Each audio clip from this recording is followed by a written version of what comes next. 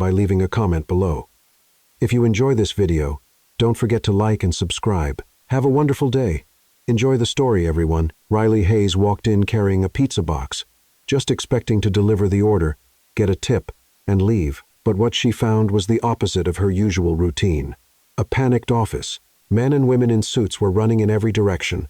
Phones ringing non-stop. The giant screens on the walls were flickering with red codes and error messages. The whole place looked like it was about to explode. In the middle of the chaos, a tall man with messy hair was shouting orders no one seemed able to follow. That was Ethan Blackwell, CEO of TechNexus, one of the biggest tech companies in the country. His hands were shaking as he yelled at the team, "We're losing everything. If we don't fix this in minutes, billions will disappear." Riley paused, confused, held up the pizza box, and said in her usual tone, "Your pizza's here." No one even turned their head. She walked up to Ethan, who looked like he was on the edge of collapse, and said firmly, "Sir, your pizza has arrived." He looked at her, fury in his eyes, sweating, his face red with tension. "Can't you see what's happening? I'm about to lose my entire company, and you're here talking about pizza." Riley raised an eyebrow. "Okay, so what's going on here?" "It's a hacker attack," he yelled, slamming the table so hard a mug fell to the floor. "They are destroying everything, and my team can't stop it." Riley took a deep breath and answered without hesitation, "I can help." The whole office burst into laughter. One of the programmers said sarcastically, "Sure, the pizza girl's going to save TechNexus." "Great." Another laughed out loud, "Hey, bring dessert, too. Maybe that'll help." But Riley didn't back down. She looked Ethan in the eye and said firmly, "Give me a chance." Ethan was desperate. His team was typing like crazy, but every screen showed more errors, more systems being breached, more corrupted files. He knew they were losing. His eyes full of despair stared at Riley for a moment. Then, finally, he gave in. "If you can fix this, I'll pay you $200,000.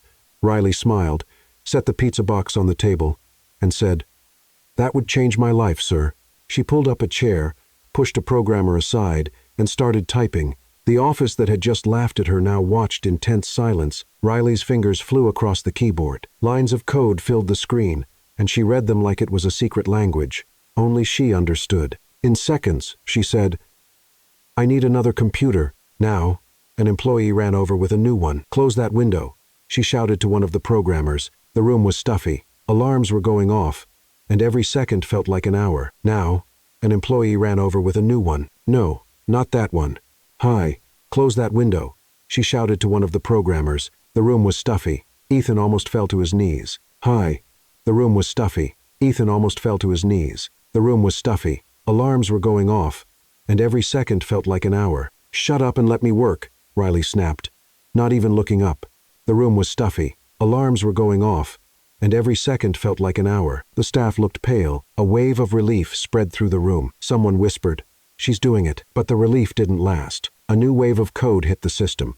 Even more complex, more aggressive. It was like the hackers had been waiting for this moment. Riley's eyes widened. No. The lights in the office flickered. The main server started beeping loudly. Ethan dropped into his chair, covered his face, and whispered, "This is the end." But Riley didn't quit. Her fingers moved even faster. The sound of the keyboard was like gunfire in a war. Sweat poured down. Her eyes burned, but she kept going. She jumped between screens, built quick defenses, killed enemy processes. Every command was a desperate act to save not just the company, but her one shot at a better life. Time seemed to stop. Everyone watched in total silence, only the sound of keys and alarms filling the room. Then, out of nowhere, one screen turned green, then another, then another. Within seconds, every screen turned green, signaling full recovery. Riley stopped out of breath, her hands shaking. "I did it."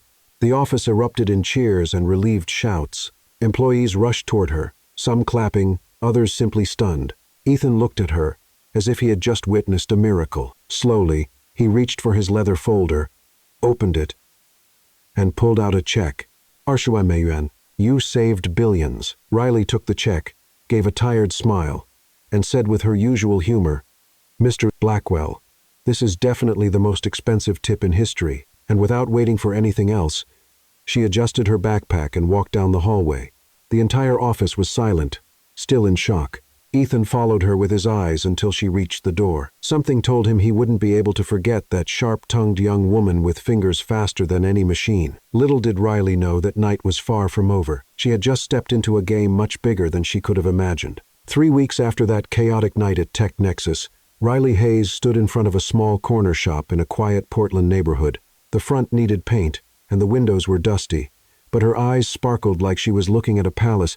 She held the keys in her hand and smiled. This was the moment she had waited for her whole life. With part of the $200,000, Riley completely renovated the space. She painted the walls a soft cream color, added rustic wooden tables, and hung pendant lights that gave the place a warm atmosphere. The glass counter displayed carefully decorated cakes, colorful cupcakes, and fruit pies that looked like they belonged in a magazine. The name of the cafe, written in golden letters on the front window, simply said, Sweet Riley. On opening day, Riley got up at 5:00 the morning. She put on her white apron embroidered with her name, tied her hair up in a messy bun, and started baking. The name of the cafe, written in golden letters on the front window, simply said, Sweet Riley. At exactly 8:00, she opened the doors. The first customers arrived, shyly, drawn in by the irresistible aroma. The smell of vanilla, chocolate, and cinnamon filled the space. An elderly woman walked in, looked around, and said, What a lovely place, dear. Thank you. May I offer you a slice of carrot cake? It's our specialty. The woman accepted. After one bite, her eyes widened. My goodness, this is amazing. I haven't had anything this good in years. Word spread quickly. Within days, Sweet Riley became the neighborhood's new meeting spot. Moms brought their kids. After school, young people studied with laptops while sipping coffee, and couples met at the tables by the window. The place was full of life, laughter, and constant movement, and Riley loved every second of it. Of course, not everything was perfect. There was Mr. Hargrove, a neighbor in his 60 seconds, who showed up every day asking to pay later. Riley, dear, I forgot my wallet at home today. Could you write it down, and I'll pay you tomorrow? She'd cross her arms and answer with a playful smile. Mr.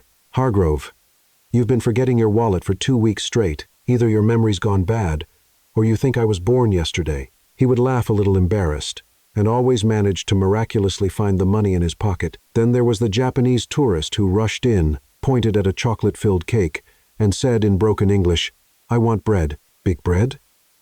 Riley blinked, confused. Bread? You mean this? That's cake, not bread. The woman insisted, pointing firmly. Yes, yes, bread. Riley sighed, cut a generous slice, and handed it over. The tourist took a bite. Her eyes lit up, and she shouted with delight. Cake, not bread. Very good. Riley shook her head, laughing to herself. Tourists. Her days became a delightful routine. Riley would wake up early, bake her sweets, and greet customers with her relaxed, witty attitude. She always had a joke ready, a smart comment, a smile that made people feel right at home. Until one sunny Thursday afternoon, everything changed.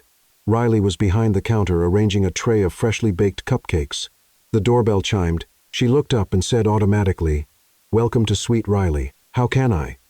The words froze in her throat. Standing in the doorway, wearing a flawless gray suit, was Ethan Blackwell. He looked at her with the same expression of pleasant surprise. A slow smile formed on his face. Riley felt her heart race. She never expected to see him again. She thought that wild night at Tech Nexus had been just a one-time thing, a story to tell her grandkids someday.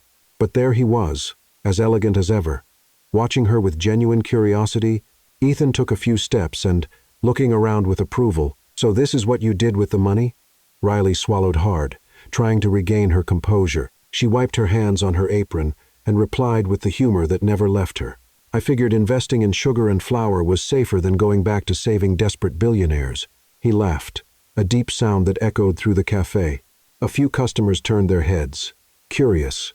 I can't disagree. Looks like you found your place. Riley crossed her arms, trying to appear casual, but inside she was nervous. So, what brings the great CEO of Tech Nexus to my humble little cafe? Let me guess. More trouble with hackers. Ethan shook his head, still smiling. Actually, I just wanted a coffee and maybe a slice of that chocolate cake staring at me from the display. Riley raised an eyebrow. Really? You left your fancy office across the whole city just to have cake? Maybe I also wanted to personally thank the woman who saved my company. She snorted, grabbed a plate, and cut a generous slice. "You already thanked me with $200,000, remember?" Ethan took the plate but didn't take his eyes off her. Money's not the same as real gratitude. The comment caught Riley off guard. She looked away, pretending to straighten the napkins on the counter. She didn't know what to say to that. Luckily, the bell above the door rang again, and more customers came in, breaking the moment. Ethan sat at a table in the corner near the window. He ate slowly, savoring each bite. Riley watched him from the corner of her eye as she helped other customers. He ate slowly, savoring each bite. Luckily, the bell above the door rang again, and more customers came in, breaking the moment. He seemed genuinely relaxed. Something rare for someone running a billion-dollar company. Riley picked up the bill and replied with sarcasm, "No need to leave a rich man's tip. The slice costs $5. The slice costs $5. Think of it as compensation for all the stress I caused you that night." And he left with Riley standing behind the counter, holding the bill and feeling a strange mix of relief and disappointment. The following week, Ethan showed up at Sweet Riley 3 times, always at the same time around 3. 0 inches the afternoon when things slowed down and Riley could breathe between orders. Think of it as compensation for all the stress I caused you that night. The first time, Riley pretended it was a coincidence. The second time, she found it odd. By the third, she was annoyed. Riley watched him from the corner of her eye as she helped other customers. She crossed her arms and said loudly, for everyone to hear, "Let me guess. Black coffee and a slice of apple pie." Ethan smiled, taking off his sunglasses. "Actually, today I'd like to try that carrot cake." Riley rolled her eyes and grabbed a plate. "You do know there's such a thing as delivery, right? You don't have to cross the whole city every time you crave sugar." He leaned on the counter, amused. "But then I'd miss out on hearing your sarcastic comments." "Oh, what an honor. I'm the billionaire's personal comedian." The nearby customers chuckled.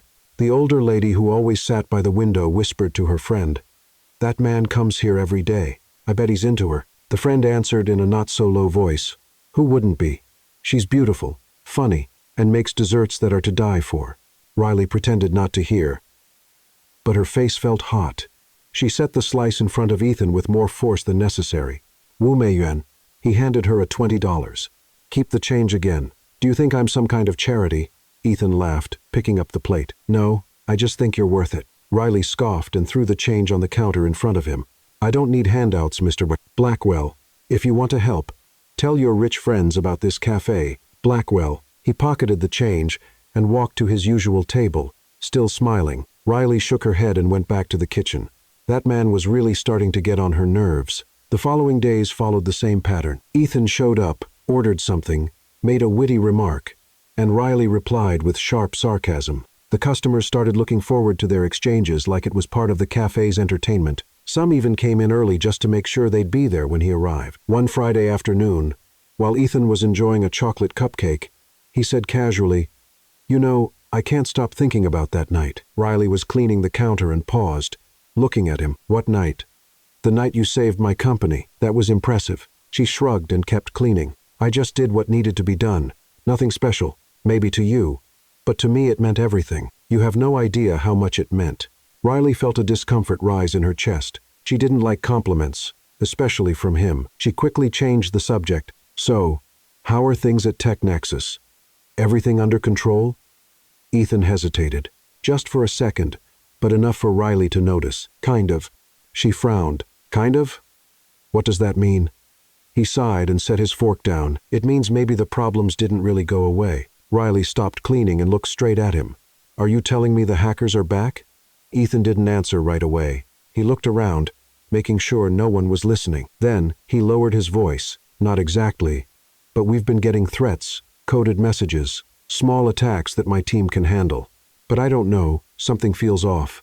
Riley felt a chill go down her spine. She didn't like this. Not one bit. "And what do you want me to do? I'm out of that world. Remember? I bake cakes now. I know, and I respect that. But you're the only person who truly understood their code that night. My team is good, but you're different. You think like they do." Riley crossed her arms, anger building inside her. "No, I'm not going back to that. It's over." "Kind of? What does that mean?" He sighed and set his fork down. Ethan looked at her seriously. "I understand. I'm sorry I asked." He stood up, took out his wallet, and left money on the table. Before leaving, he turned back and said, "But if you change your mind, you know where to find me." And he walked out, leaving Riley alone with her thoughts. That night, Sweet Riley was packed. Fridays were always the busiest. Couples, groups of friends, families with kids. Riley barely had a moment to breathe. She was baking the last batch of brownies when all of a sudden, the lights went out. Silence fell instantly. Then came the confused whispers. "I have a life now, a normal life. And I'm not throwing it all away because you're scared. I have a life now, a normal life. And I'm not throwing it all away because you're scared. Probably just a power issue. I'll be right back." But when she looked through the front window, she froze. The other stores nearby all had their lights on. Only Sweet Riley was in the dark. And even stranger, across the street, a man in a dark suit stood watching the cafe. When he noticed Riley had seen him, he turned and walked away quickly. Riley's heart started to race. This was no coincidence. She ran to the breaker box in the back of the cafe. All the switches were turned off manually. Someone had done this on purpose. She came back to the main area, trying to stay calm, but inside panic was taking over. She flipped the breakers and the lights came back on. The customers clapped, relieved. Riley forced a smile. "All good now, folks. Just a little technical hiccup." But she knew the truth. This was a warning, and it had something to do with Ethan. It had to. After the last customer left, Riley locked the door and sat down in one of the chairs, still shaking. She picked up her phone and stared at it for a long time. She fought the urge to call Ethan, to ask for help, to admit that maybe he was right. But before she could decide, the phone buzzed. A message from an unknown number. "You shouldn't have gotten involved. Stay away, or next time will be worse." Riley dropped the phone as if it had burned her. Her heart pounded, her hands shook. She looked around the cafe, the place she had built with so much effort, the dream that had finally come true, and now someone was threatening it all. She picked up the phone again, this time with determination. She found the business card Ethan had left on his first visit, typed in the number, and called. He answered on the second ring. "Riley." And now someone was threatening it all. "We need to talk now." Ethan arrived at Sweet Riley 20 minutes later. Riley was sitting at one of the tables, still trembling, phone in hand. He came in quickly, his sharp suit replaced by a casual shirt and jeans. It was the first time she had seen him look normal. "What happened?" he asked, sitting across from her. Riley showed him the message. Ethan read it, and his expression turned serious. "When did this come in?" "Half an hour ago, right after the cafe lights went out." "Well, not by themselves. Someone turned off the breakers, and there was a man in a suit watching from across the street." Ethan ran a hand through his hair, clearly worried. "Right after the cafe lights went out." "Well, not by themselves." Ethan ran a hand through his hair, clearly worried. "Right after the cafe lights went out." Ethan ran a hand through his hair, clearly worried. "They know you helped me. Just what I needed. They know you helped me. Just what I needed." "Great." He looked at her with such intensity it made her uncomfortable. She sighed and rubbed her face with both hands. "Too late. They already found me. So, what do you want me to do?" "I need you to investigate. Trust your instincts. Find out who's behind this." Riley looked him straight in the eye. "My instincts are a little rusty. It's been weeks since I used my hands for anything other than mixing cake batter, not for writing code. You don't lose that. It's like riding a bike." She scoffed. "Bikes don't threaten you over text messages." Despite the tension, Ethan gave a small smile. "True." Riley stayed quiet for a moment, thinking. Then finally, she let out a deep sigh. "All right, I'll help, but on one condition." "What's that?" "You stop showing up here every day with that lost puppy face. You're scaring off my regular customers."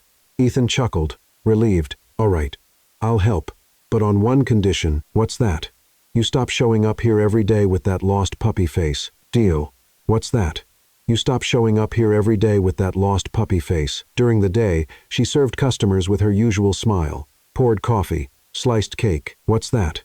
"You stop showing up here every day with that lost puppy face." Ethan sent her daily reports about the tech failures at Tech Nexus. "What's that?"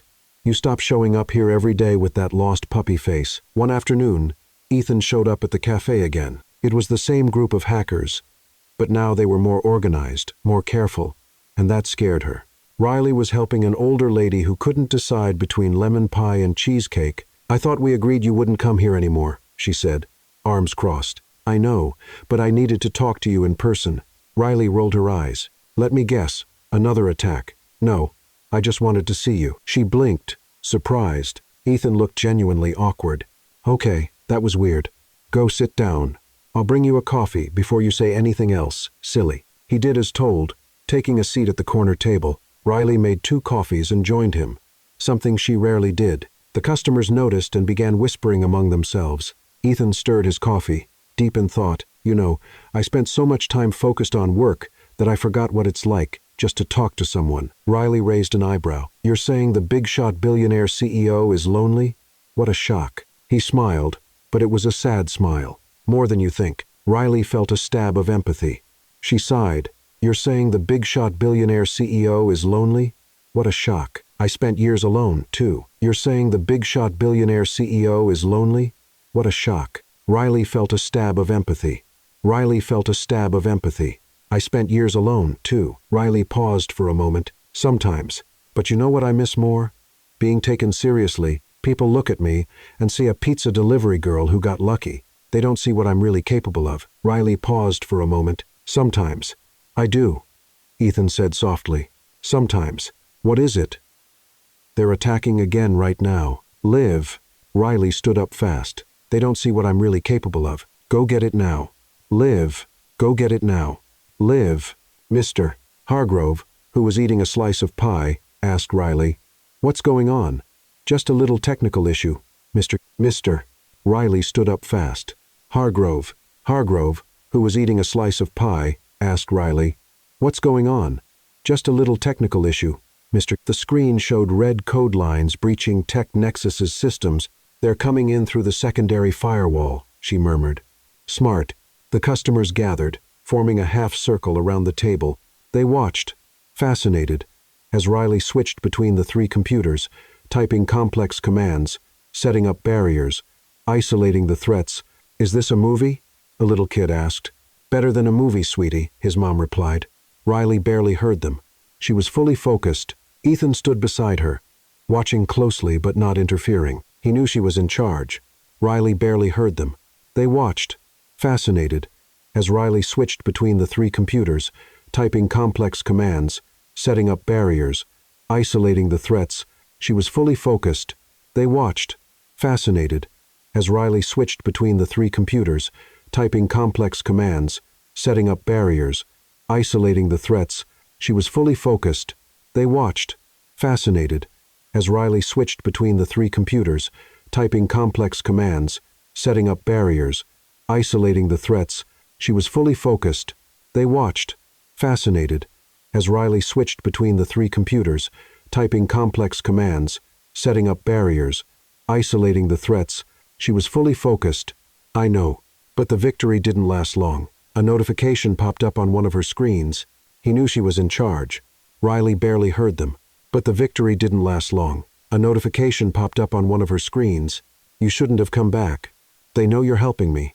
You shouldn't have come back. They know you're helping me. You shouldn't have come back. They know you're helping me. Riley shut down the computers, still processing. They know you're helping me. Ethan looked at her, worried. They've already marked me. Too late, Ethan. He gave a slight smile. And I'm not the kind of person who backs down just because someone threatens me. That's why I asked for your help. Riley packed up the laptops, deep in thought. She knew things had just gotten a lot more complicated and dangerous. The news spread too fast. The next day, the Portland Tribune ran a headline. Pizza delivery girl or undercover hacker? Tech Nexus CEO brings in mysterious help. The photo showed the front of Sweet Riley and mentioned her by name. She found out when a regular customer walked in holding the paper and asked, her voice full of curiosity, Riley, is it true you're some kind of computer spy? Riley forced a smile. I just fix a few things now and then. Nothing major, but it was major.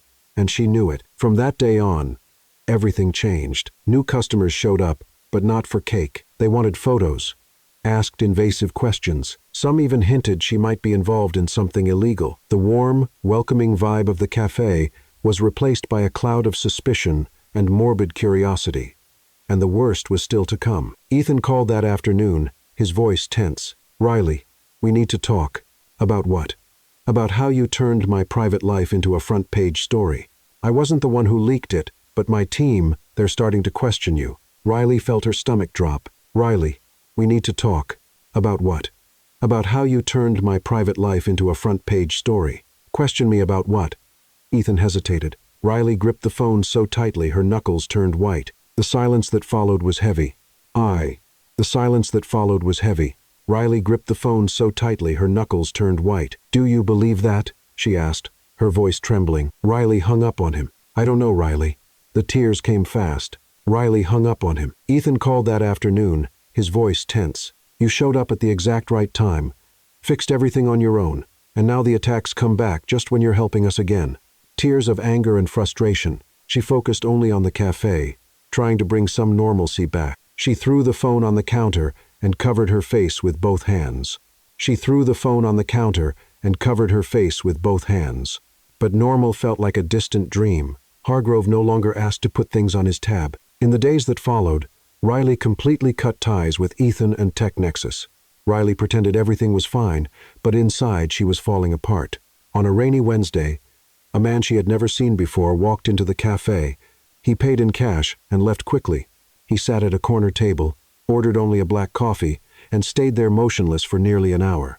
He wore a gray overcoat and a hat pulled low over his face. When he finally got up to leave, he left something on the table. A small folded piece of paper. She waited until he was gone, then walked over and picked it up. Her hands shook as she opened it. The handwritten message made her blood run cold. Riley saw him through the window, and the anger came rushing back. He wore a gray overcoat and a hat pulled low over his face. Riley looked toward the door, but the man had already vanished into the rain. She slipped the note into her pocket, trying to breathe, trying to think, but fear was closing in. The rest of the day felt like it moved in slow motion. Riley served customers on autopilot, forcing smiles, making mechanical small talk. Inside, she was terrified. Late in the afternoon, as the sun began to set, Ethan showed up at the door. Riley saw him through the window, and the anger came rushing back. He walked in wet from the rain. Wearing a guilty expression, Riley, get out, she said without looking at him. Please, just listen. Riley served customers on autopilot, forcing smiles, making mechanical small talk. I never should have doubted you. Riley served customers on autopilot, forcing smiles, making mechanical small talk. I never should have doubted you. You, of all people, knew what I risked to help you. I never should have doubted you. You, of all people, knew what I risked to help you. I never should have doubted you. I never should have doubted you. I let doubt take over. That was cowardly of me. Riley crossed her arms. You're right about one thing. I let doubt take over. That was cowardly of me. Let me fix this. No. Now get out of my cafe before I throw a cake in your face. Let me fix this. He gave a slow nod and left, leaving Riley alone with her pain. No. He knew he had messed everything up. Almost. The cafe slowly emptied. Riley began to clean up, putting the chairs away and turning off the machines. The last customer left at 8. 0 inches the evening. She walked to the door to lock it, but stopped when she saw the reflection in the window. Her heart stopped. Spray painted in big red letters were the words, "You will pay." And then she heard it, the sound of glass shattering. The front window of Sweet Riley exploded into 1,000 pieces. Riley screamed, dropped to the floor, and covered her head as shards flew everywhere. When the noise stopped, she slowly got up.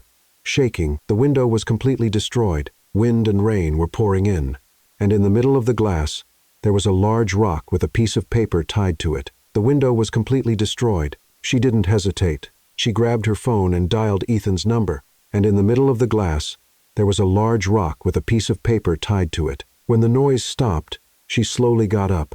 Shaking, she didn't hesitate. Riley picked up the paper with trembling hands and read, "This is your final warning. Ethan, I'm scared.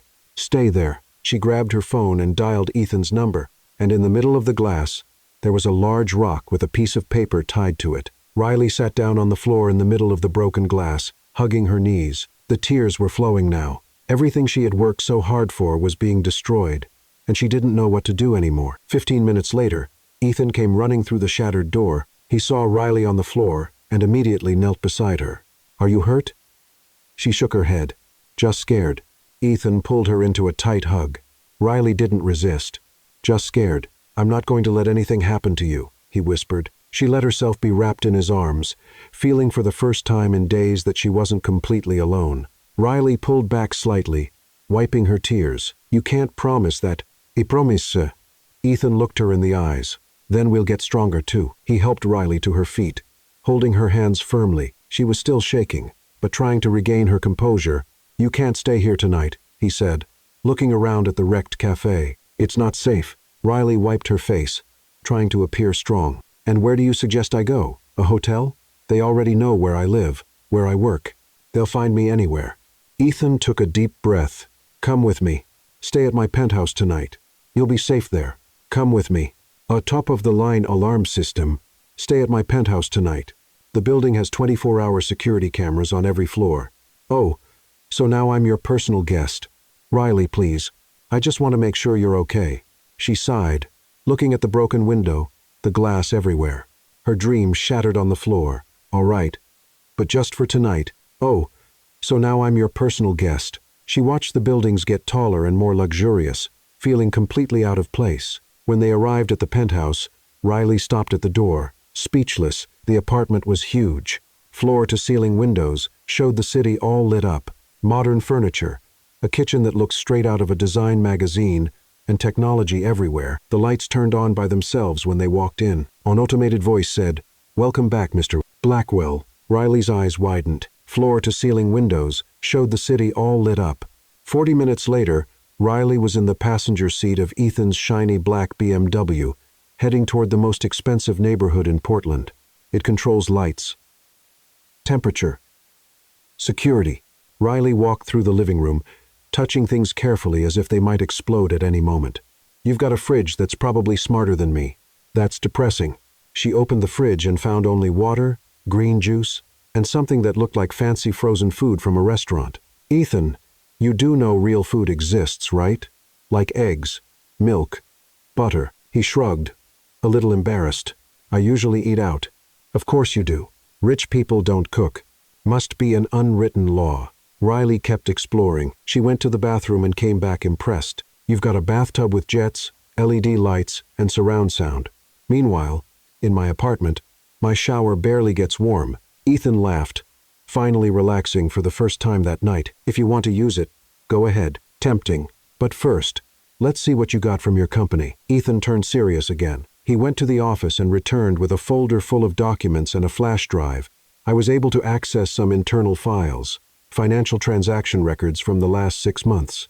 Riley took the papers and sat on the couch, spreading everything out on the coffee table. Ethan turned on the laptop and plugged in the flash drive. He went to the office and returned with a folder full of documents and a flash drive. I was able to access some internal files, financial transaction records from the last 6 months. Riley began to read line by line, looking for anything out of the ordinary. I was able to access some internal files, financial transaction records from the last 6 months. Her face went pale. Ethan, look at this. She pointed to a series of transactions, bank transfers from TechNexus to an offshore account in the Cayman Islands. Small amounts, almost unnoticeable, but constant, and all authorized by someone inside the company. Ethan stepped closer, reading over her shoulder. This can't be. Riley clicked to another tab, tracing the source of the approvals. The name that popped up left them frozen. Marcus Hale, Vice President of Operations at TechNexus, Ethan's right-hand man for years. Marcus is funding the attacks, Riley whispered. He's paying the hackers to bring your company down. Ethan sank into the couch, stunned. No, Marcus is my friend. He's been with me from the beginning, friend or not. The numbers don't lie. Riley kept digging, uncovering more details. The transfers began exactly 1 month before the first attack, and they increased right after she saved the company. He wants to destroy you slowly, Riley said. Not all at once. He wants it to look like the company is vulnerable, like you can't protect it. Probably so he can take over later. Ethan ran a hand through his hair, devastated. How did I not see this before? Riley placed a hand on his shoulder. Because you trusted him, and that's not your fault. Ethan ran a hand through his hair, devastated. She gave an embarrassed laugh. Sorry, I haven't eaten since lunch. Ethan stood up. I'll order something. She gave an embarrassed laugh. Sorry, I haven't eaten since lunch. Riley rolled her eyes. Of course not. Ethan stood up. I'll order something. Riley rolled her eyes. Of course not. Ethan leaned against the counter, completely lost, watching her. Of course not. It's cheap therapy. The smell of chocolate filled the apartment. Ethan leaned against the counter, completely lost, watching her. Of course not. This is amazing. I know. Of course not. They ate in silence, the mood slightly lighter, but the peace didn't last long. The smell of chocolate filled the apartment. Riley dropped her fork. Of course not. Ethan was already standing tense. Of course not. It doesn't fail like this. The smell of chocolate filled the apartment. Ethan was already standing tense. Of course not. The doors locked with a mechanical click, the windows sealed shut.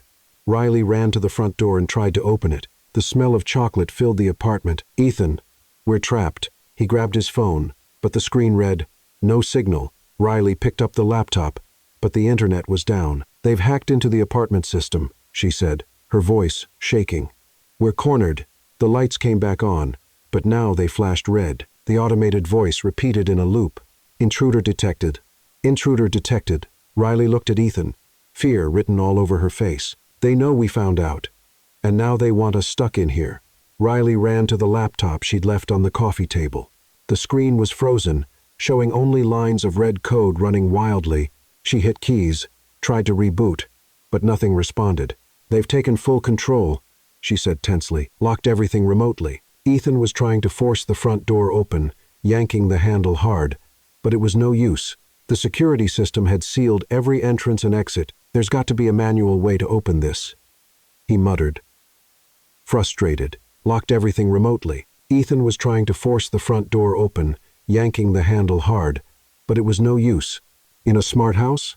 I doubt it. The security system had sealed every entrance and exit. The red lights kept flashing, casting eerie shadows on the walls. The automated voice changed, now distorted and unsettling. System compromised. Exit blocked. There's got to be a manual way to open this, he muttered. Frustrated. Exit blocked. Riley felt panic rising but forced herself to breathe deeply. Panicking wouldn't help. She needed to think.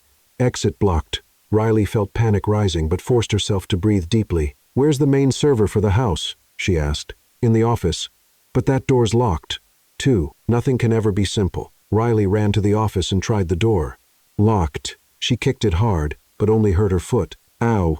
Who installs steel doors at home? Ethan appeared beside her. Let me try. He stepped back and threw his shoulder against the door. It didn't budge. He groaned in pain. Riley looked at him with sarcasm. Great.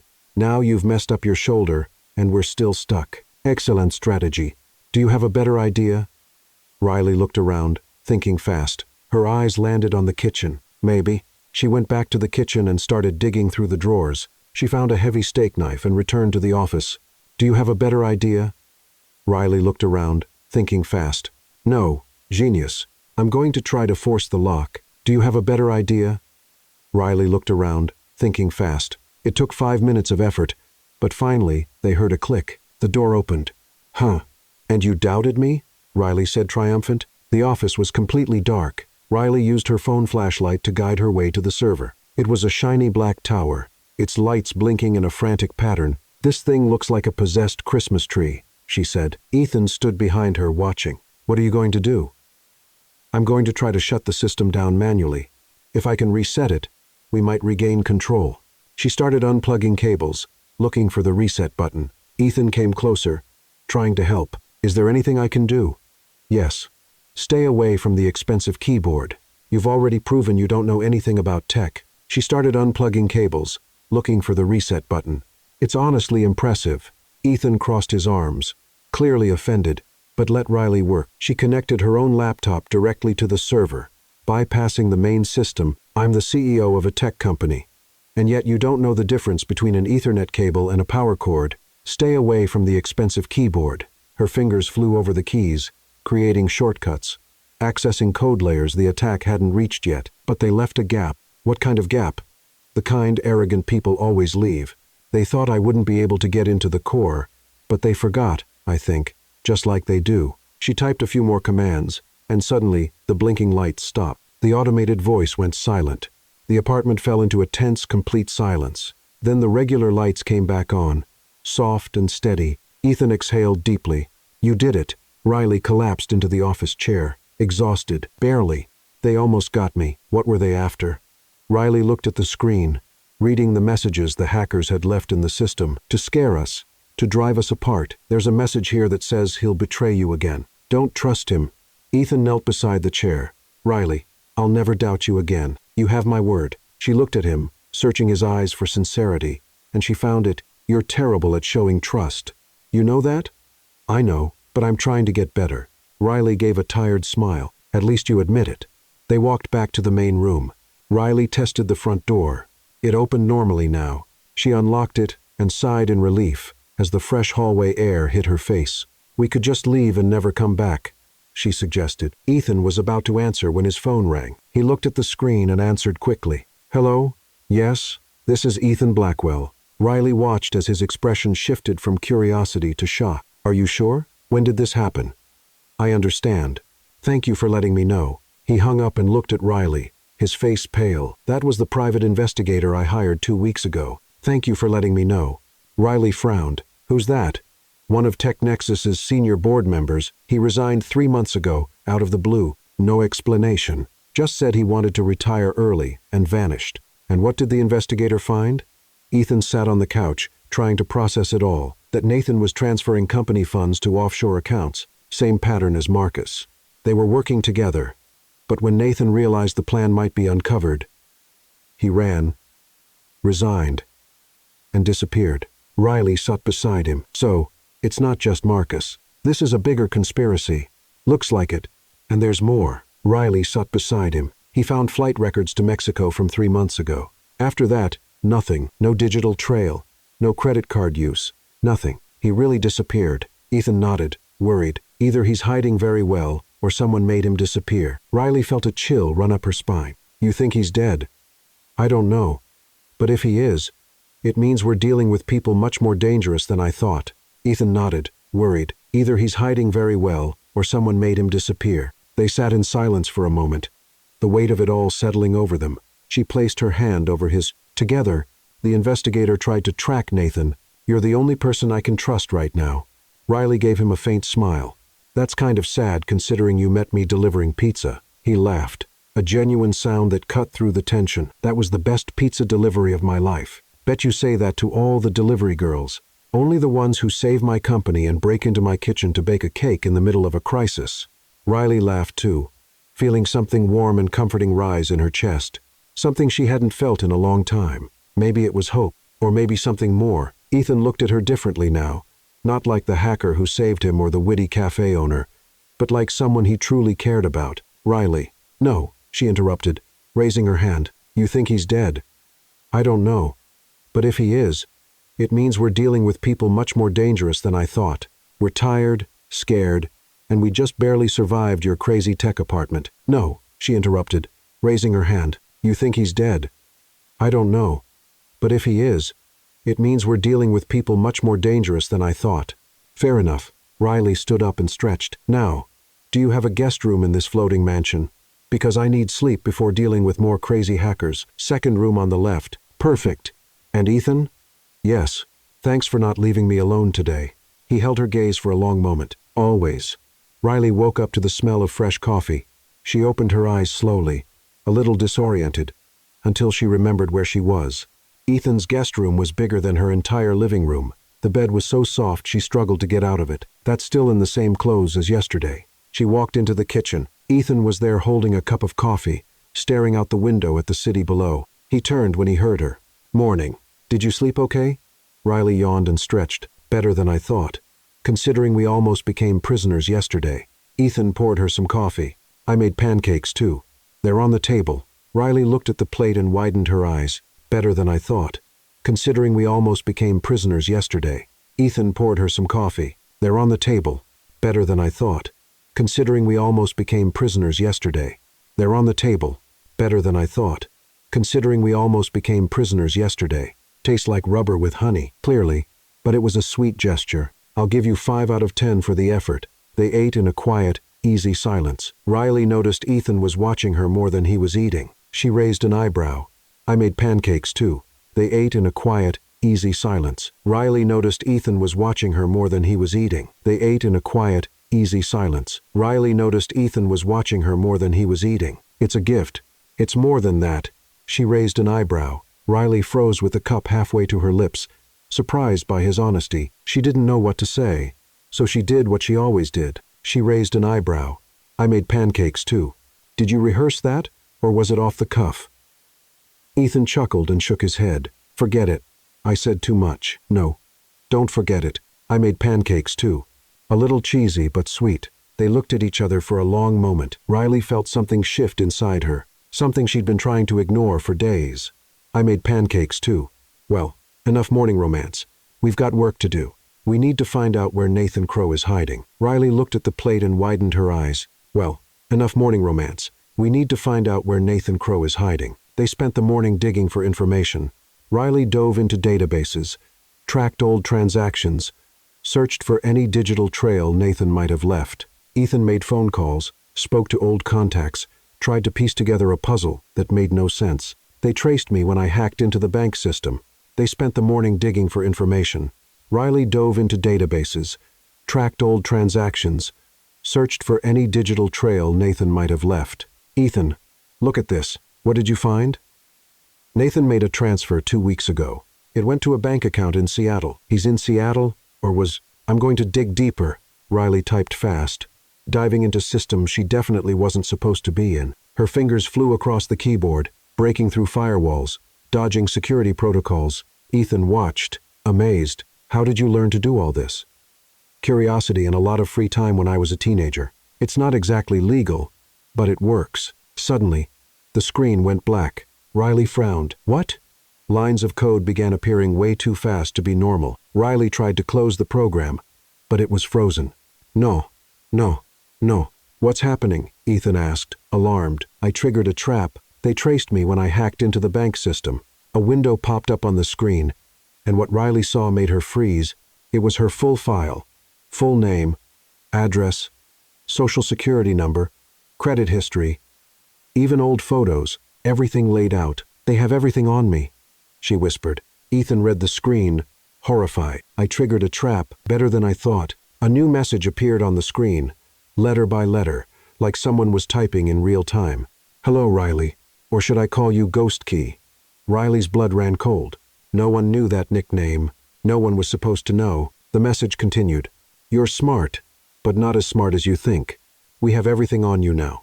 Your address, your friends, your family, your mother in Chicago doing okay. Tears welled up in Riley's eyes.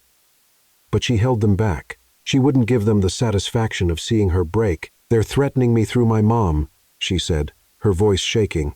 Ethan placed a hand on her shoulder. We're not going to let anything happen to her. I promise. They're threatening me through my mom, she said, her voice shaking. Ethan placed a hand on her shoulder. They have all my data. They know where I live, where my mother lives. They have all my data. Riley's phone rang. She looked at the screen. Unknown number. With trembling hands, she answered, Hello? A distorted voice, clearly altered by software, replied, Riley Hayes, you should have stayed in your little cafe baking cupcakes. Unknown number. Who are you? That doesn't matter. Unknown number. And we don't give up. Who are you? That doesn't matter. I'll find out who you are. And when I do, I'll take you down. The voice laughed, cold, robotic. Good luck with that. But until then, think carefully about what you love. Your cafe was just the beginning. Your mother, your friends. Everything can disappear with a single click. The call ended. Riley dropped the phone like it was burning her. She was shaking from head to toe. Ethan pulled her into a firm hug.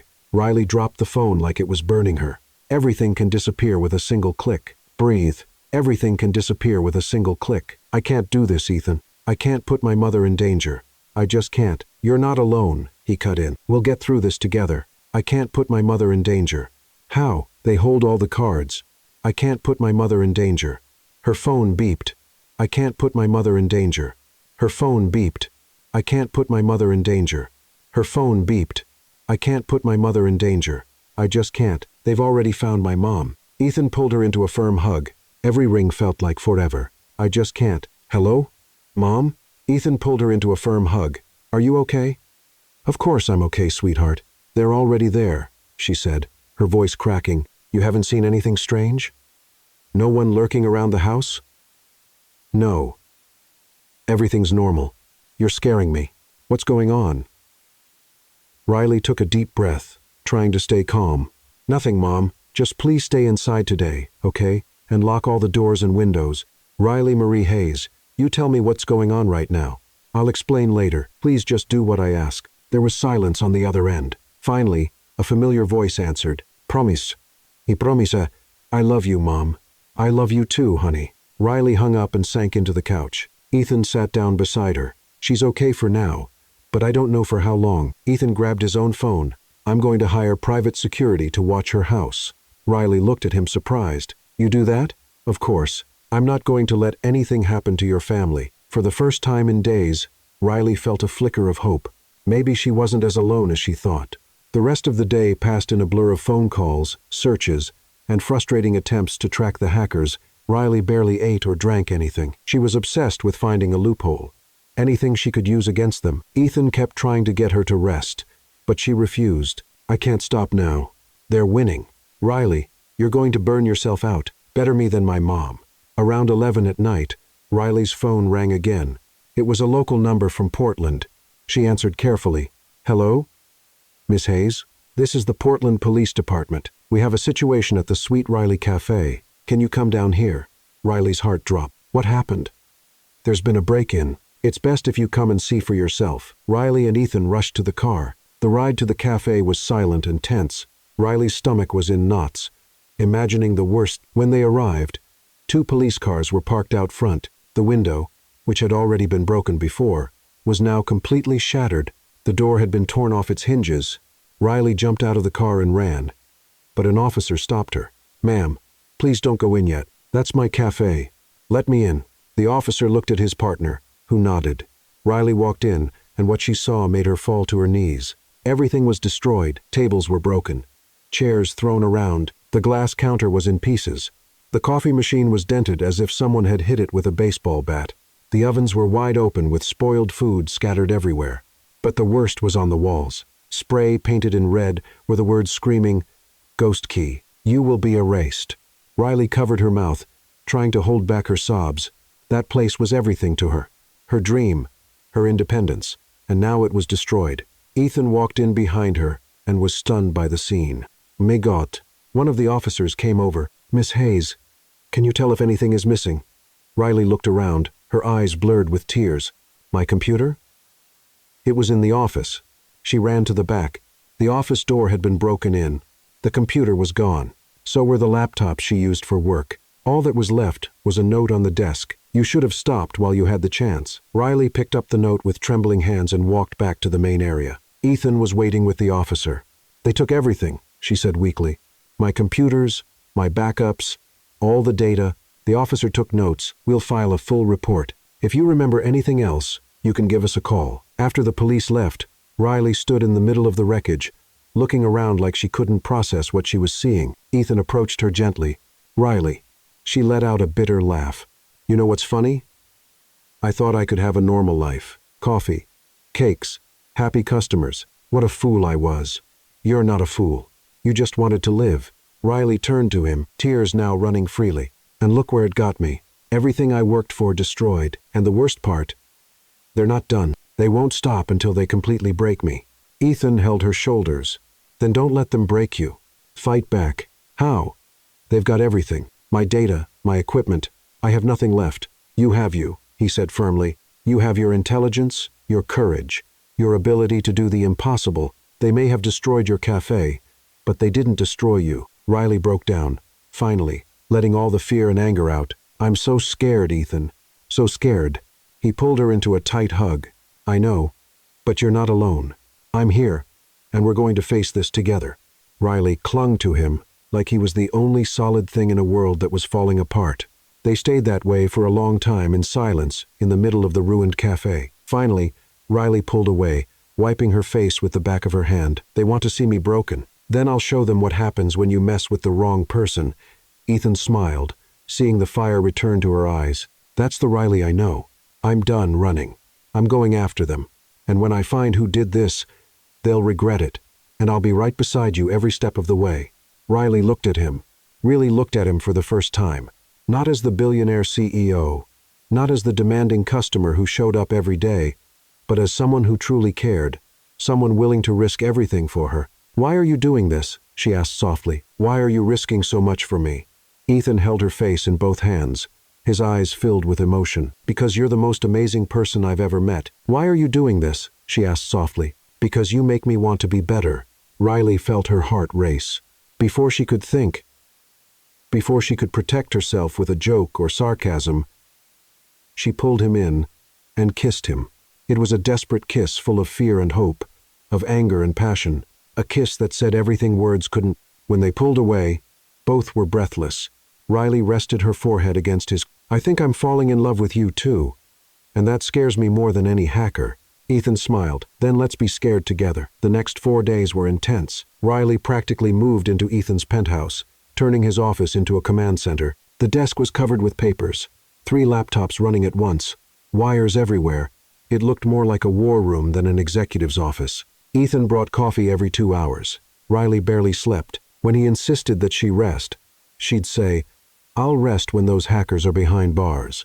Until then, coffee and determination are my best friends." She combed through every Tech Nexus file, every suspicious transaction, every employee who'd been fired in the last 5 years. She cross-referenced that with the attacks, looking for patterns, anything that might lead to the person in charge.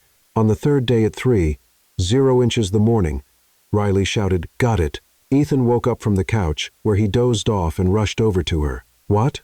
What did you find?"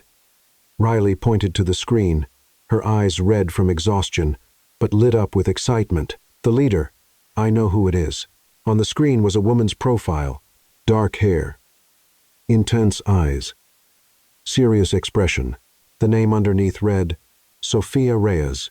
"Sophia," Ethan frowned. "I remember her. She used to be a programmer here years ago. Not just a programmer. She was head of cybersecurity, one of the best you ever had." Ethan pulled up a chair, trying to recall. "She was fired, wasn't she?" Riley nodded, scanning the files. "Fired 3 years ago, but not for incompetence. She was accused of trying to sell company data to competitors. It was never proven. But you fired her anyway." Ethan ran a hand through his hair, vaguely remembering the case. "Marcus was the one who brought the accusations. He said he had evidence that never showed up," Riley added. "Sophia was publicly humiliated. Lost her reputation. Couldn't get another job in the field. All based on accusations that may have been false. So now she wants revenge. Not just revenge. She wants to destroy everything. The company, you, anyone in her way." Riley kept digging. She found records showing that Sophia had built her own hacker team. Brilliant people. Ex-employees from various tech companies, all with personal grudges. A digital army fueled by resentment. "She planned this for years," Riley murmured. "She recruited Marcus. Probably offered him a piece of the company after it all fell apart. Convinced Nathan Crow to help, too. This is a full-blown conspiracy." Ethan stared at the data, stunned. "Convinced Nathan Crow to help, too. This is a full-blown conspiracy. She recruited Marcus. Probably offered him a piece of the company after it all fell apart." Riley took a deep breath. "How did we not see this before?" "Because she's good." She knew what she had to do now. "How?" "I'll hack into her system. Leave a message only she'll understand. Force her to answer." Ethan hesitated. "What if it's a trap?" "It probably is, but it's the only way to end this." Riley spent the next few hours preparing the attack. She set up defenses, digital escape routes, reverse traps.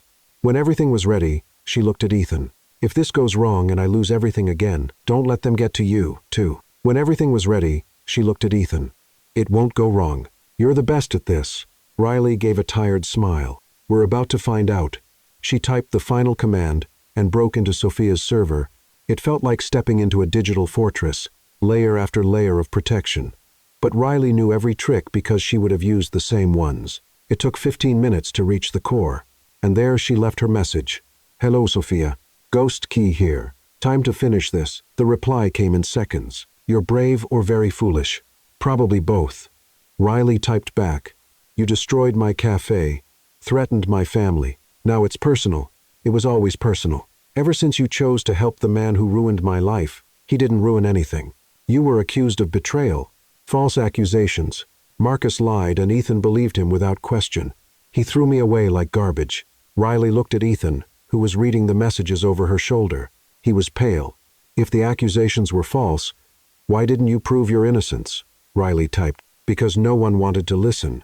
They'd rather believe the corrupt vice president than me. So, I decided if they were going to treat me like a criminal, I'd be the best one they'd ever seen." Riley took a breath. She understood Sophia's pain. She understood the anger that came from being wronged, but that didn't justify what she'd done. You have every right to be angry, but destroying innocent lives won't fix what they did to you. Innocent? No one there is innocent. Everyone knew. Everyone stayed quiet. And me? What did I do to you? Why did you destroy my cafe? There was a pause. Then, you picked the wrong side. That made you my enemy. Riley felt the anger rising. Then let's settle this. You and me, right now. With pleasure. What followed was a digital battle like Ethan had never seen. Two brilliant minds, each trying to outmaneuver the other. Code flew across the screens. Systems were hacked and defended within seconds. Riley was sweating, her fingers flying across the keyboard. Code flew across the screens. Every move Riley made. Sophia countered it. It was like playing chess at full speed. I can't do it, Riley muttered, frustrated. She's always one step ahead. Ethan knelt beside the chair. Remember the first day when you walked into Tech Nexus with that pizza and saved billions? You were alone, no equipment, no preparation, and you still pulled it off because you're amazing. Riley looked at him, her eyes shining. You're right. I did it that day because I wasn't afraid to risk everything. She turned back to the computer with renewed determination. She stopped playing defense. Instead, she attacked all at once. She launched 50 simultaneous intrusions, overloading Sophia's system. What are you doing? Ethan asked, alarmed. Betting everything on one move. The risk was enormous. If she failed, Sophia would have full access to both Riley's and Ethan's systems, but if it worked, the screens flickered once, twice, then turned green. Riley had won. Messages started popping up, IP addresses, locations, the names of Sophia's entire team. Riley had not only defeated the leader, she had exposed the whole operation. I did it, she whispered in disbelief. I did it.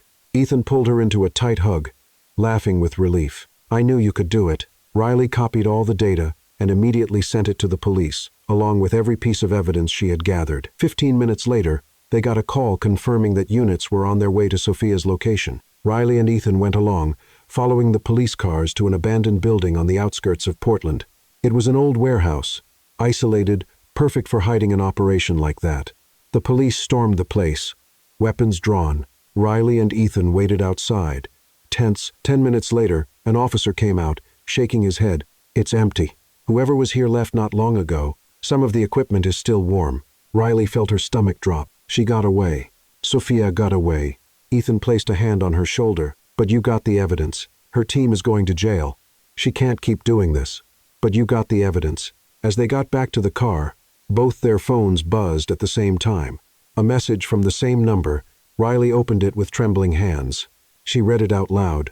You won this battle, but the war is far from over. I'll be back, and when I return, you'll lose everything. That's a promise.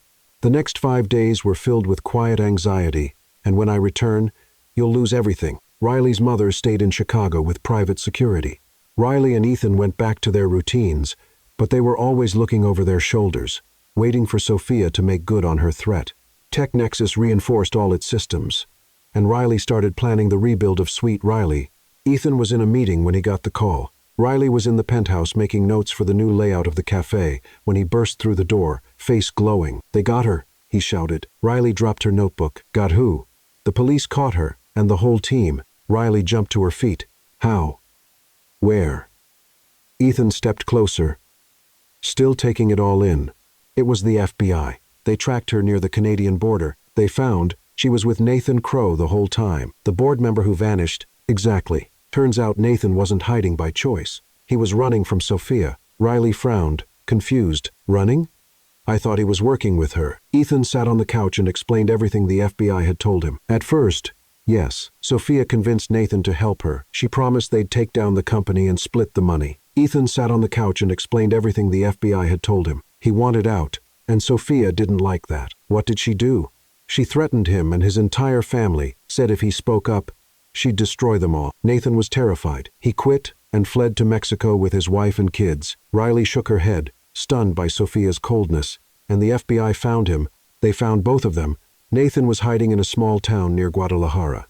When he heard Sophia had been caught trying to cross the border, he turned himself in, told them everything, gave them evidence, recordings, the whole thing. So, it's really over. For real this time. Ethan smiled, taking her hands in his.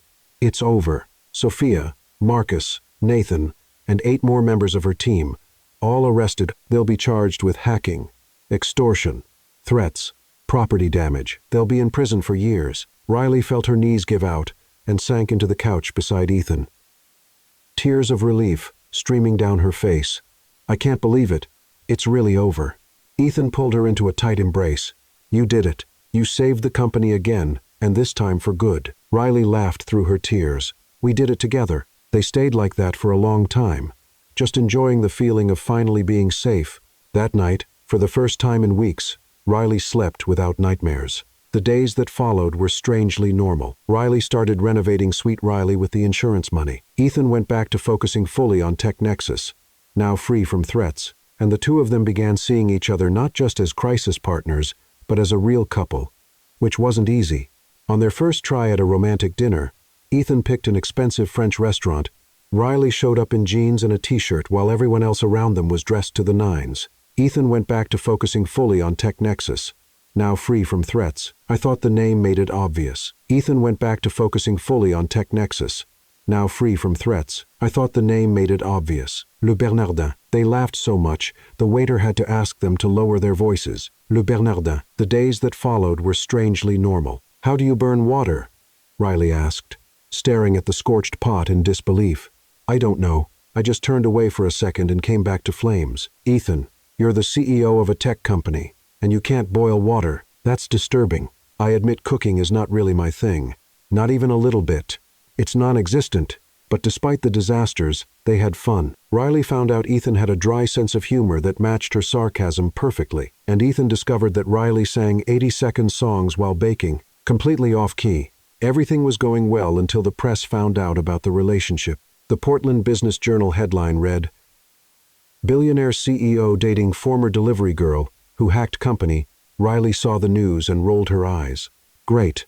Now I'm officially the former delivery girl, like that's the only thing I've ever done in life. Ethan was more concerned. Now I'm officially the former delivery girl. Let me guess, they're not thrilled. That would be a huge understatement. The following week, Ethan had to attend a board meeting. The main investors were there, all wearing suits more expensive than Riley's car. Victor Lang, the biggest individual investor, got straight to the point. Ethan, we need to talk about your personal life. My personal life isn't your concern. It is when it affects the company's image. You're dating a woman who hacked our systems, who made headlines all over the country as a hacker. That's not good for business. Ethan crossed his arms. You're dating a woman who hacked our systems, who made headlines all over the country as a hacker. She hacked us to save us twice. If it weren't for her, you would have lost billions. We understand that, but public perception is different. Another investor, Elena Voss, leaned forward. Ethan felt his anger rise. Riley is not an opportunist. She's the most honest and brave person I've ever met. Victor sighed. Ethan, be reasonable. You could be with anyone. Someone from our world with the right background. Someone who doesn't bring this kind of baggage. Baggage? Ethan stood, his voice sharp. You're calling the woman who saved this company baggage? We're saying she's not suitable for someone in your position. Ethan looked around the room. He saw the investors' faces, all waiting for him to fold, to choose money and reputation over his heart. And he made his decision. Then you'll have to get used to it because I choose Riley. And if that's a problem for you, the door's open. Sell your shares and find another place to invest. The room fell silent. Victor's eyes widened. You're giving us an ultimatum. I'm making it clear where my priorities are. Riley stays. If you can't live with that, you leave. Simple as that. Elena stood up, clearly upset. You're making a mistake, Ethan. Maybe, but it's mine to make. Victor shook his head, disappointed. You'll regret this. I doubt it. Ethan left the meeting with his head held high, though his heart was racing. He knew he'd just taken a big risk. Some investors might actually leave. The stock might drop, but he didn't care. When he got back to the penthouse, Riley was on the couch watching an old movie. She looked up and could tell right away something had happened. What is it? Ethan sat beside her and took her hands. I had a meeting with the investors. Riley's stomach turned, and they wanted me to choose between you and the company's image. Riley closed her eyes. Ethan, I understand if you. I chose you. She opened her eyes, stunned. What? I told them you stay, and if they don't like it, they can take their money somewhere else. Riley was speechless. You did this? You really did this? I did, and I don't regret it for a second. Tears welled up in Riley's eyes. "You're crazy. Completely crazy." "Probably. You're crazy." Tears welled up in Riley's eyes. "You could lose investors, money, your reputation." When they pulled apart, she was smiling and crying at the same time. Riley pulled him into a desperate kiss full of gratitude and love. "No one's ever done anything like this for me." Riley let out a tearful laugh. "Your investors must think you've lost your mind. Let them think whatever they want. I know what matters." "And what's that?" Ethan held her face in both hands.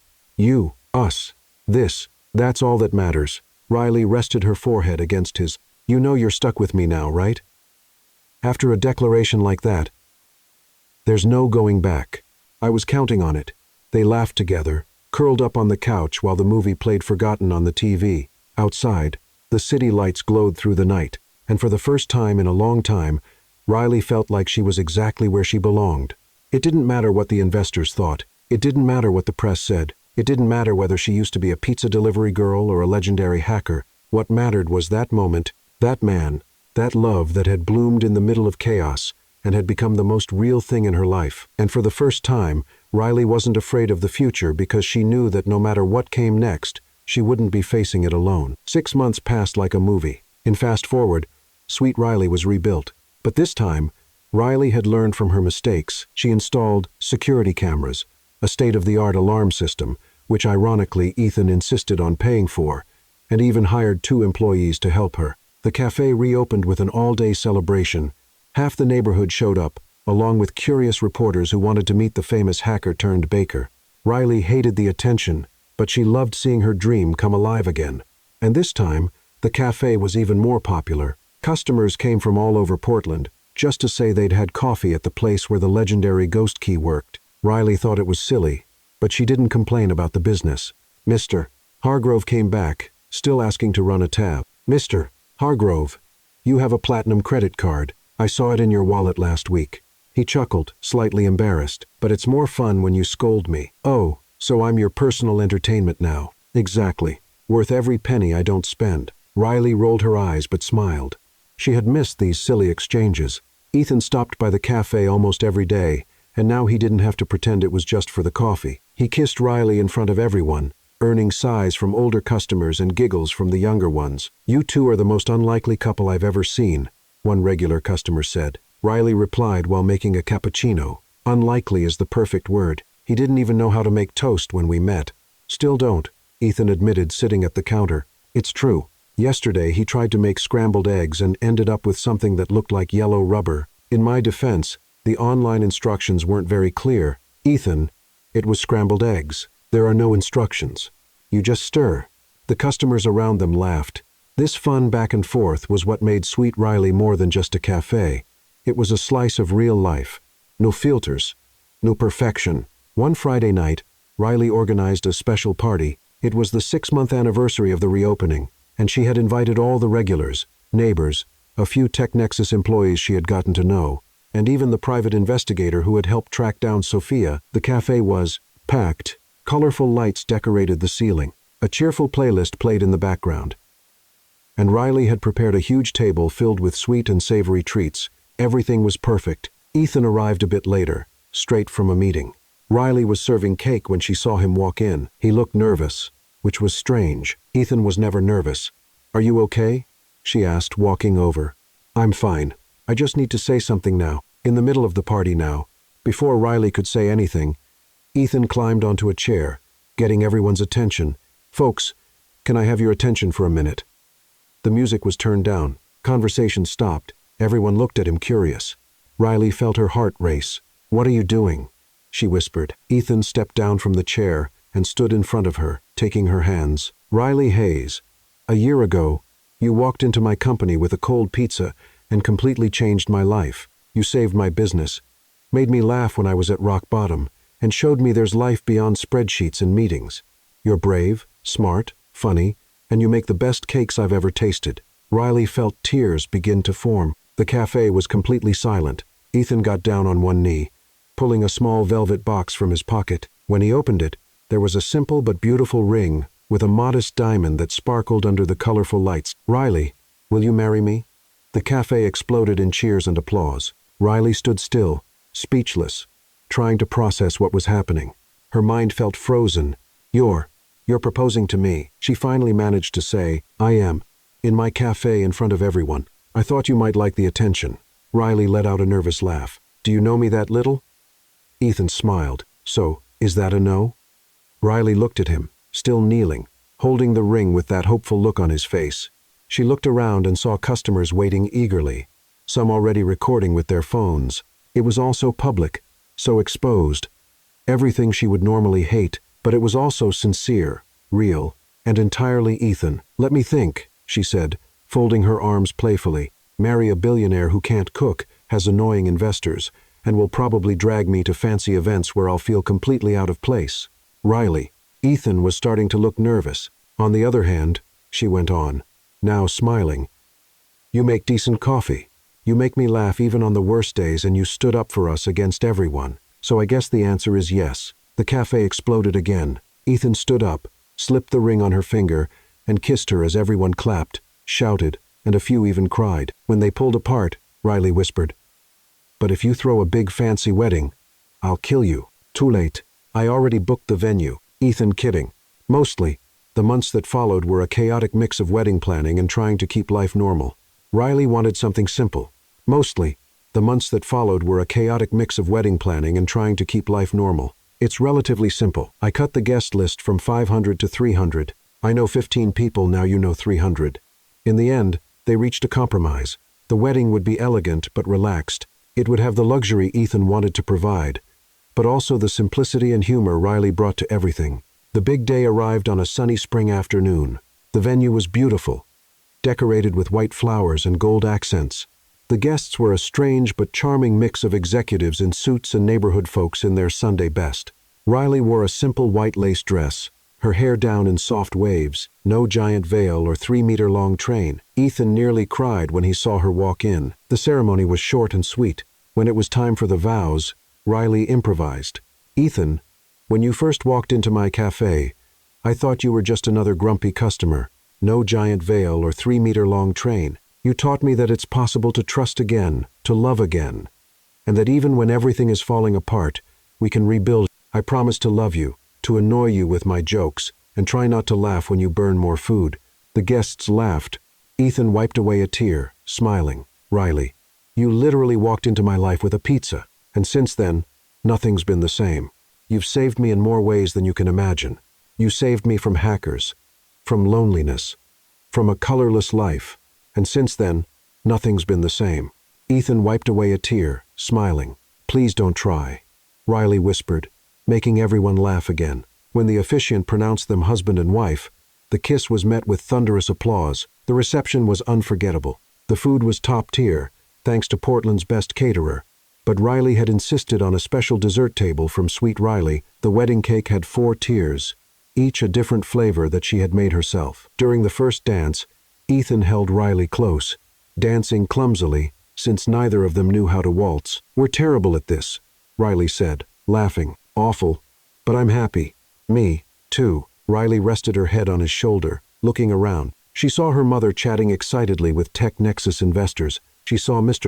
Hargrove eating cake like there was no tomorrow. She saw customers from the cafe taking pictures with suit-wearing executives. It was a chaotic mix of 2 worlds that were never meant to meet, but somehow it all worked perfectly together. "What are you thinking about?" Ethan asked. Riley smiled and whispered in his ear, "I'm thinking how funny life is, and to think it all started with a cold pizza and some hackers."